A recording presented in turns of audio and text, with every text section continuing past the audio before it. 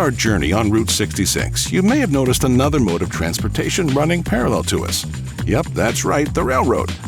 That might seem like a coincidence, but the symbolism is hard to miss.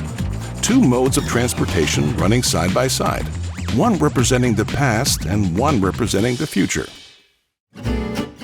Here in California, the Old West meets Old Hollywood, the intersection of the Western frontier and a glamorous free future.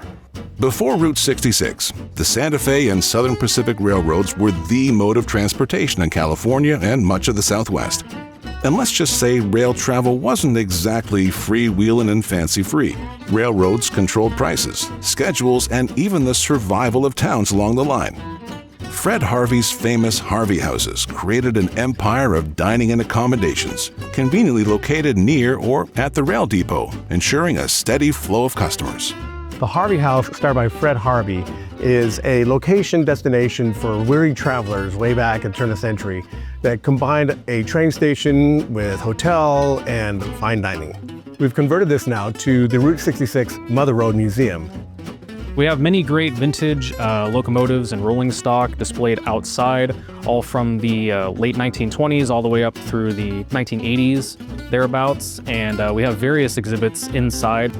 Railroads have really built America, especially the western half of America. So what's really neat is the Atchison, Topeka, and Santa Fe Railway and Route 66 have a very close connection. They both ran from Chicago to Los Angeles, and throughout many of the portions of both routes, they closely parallel each other. The Harvey House is very significant from a historical perspective because it is where the train roads meets the Mother Road. The significance is that they kind of fit each other in helping build America.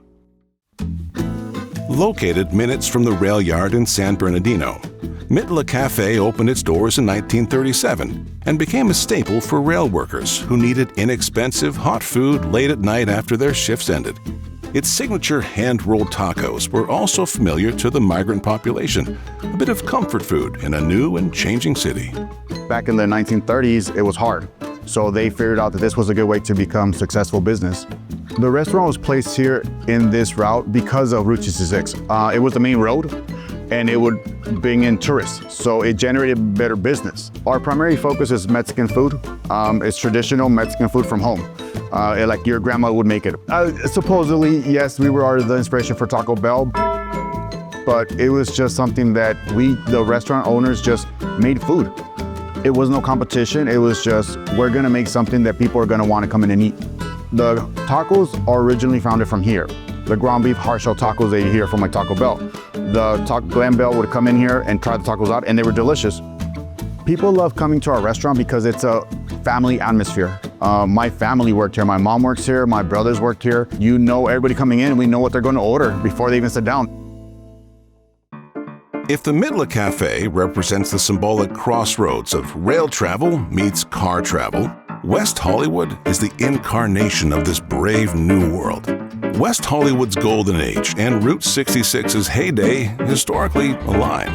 And even today, that old Hollywood glamour still entices visitors along the historic alignments of Route 66, much as it did way back when.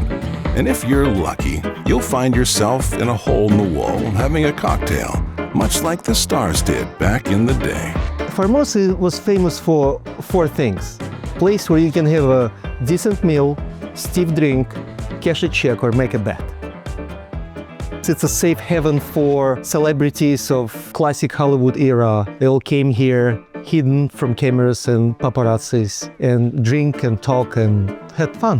In 1919, a gentleman by name J.C. Hampton built the movie studios who sold it shortly after to Mary Pickford and Douglas Fairbanks.